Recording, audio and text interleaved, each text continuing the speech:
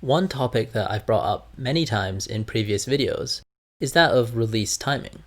Specifically, I've espoused the benefits of early release timing for three-point shooting.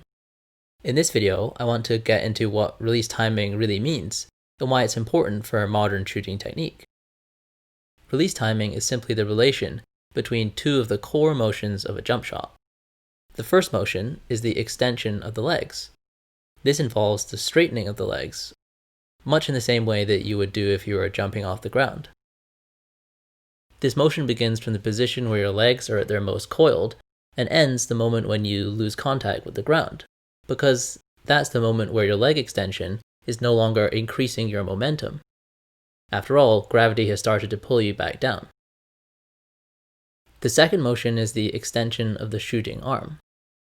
This motion begins at the set point and ends at the moment of the release of the ball.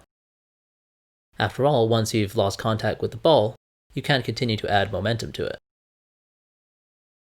Now we know that release timing is a relationship between these two motions. We can define what early, late, and optimal release timing really means.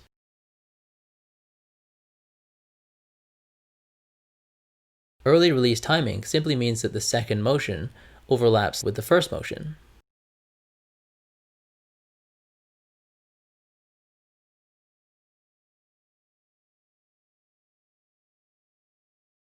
In other words, the release happens early relative to the performance of the leg extension. Hence, early release timing. Players like Trae Young, Steph Curry, and many modern-style shooters exhibit this timing when they shoot three-pointers. Late release timing, on the other hand, means that the second motion does not overlap with the first motion. In other words, the release happens late relative to the performance of the leg extension.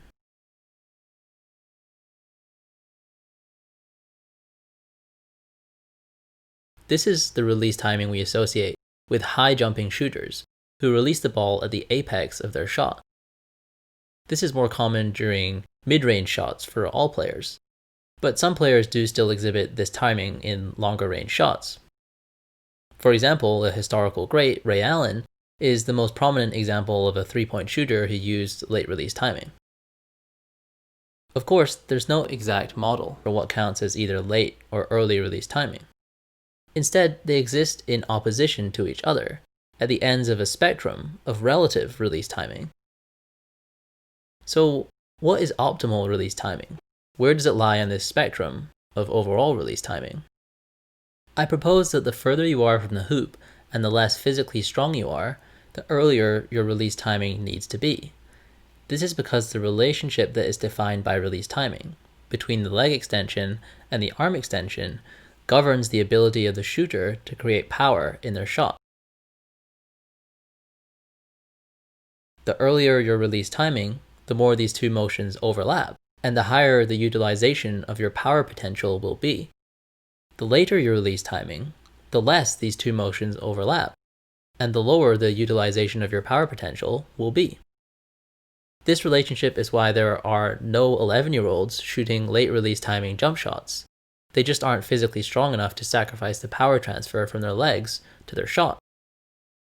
But this relationship is also why relatively small and weak players like Trae Young have such incredible shooting range.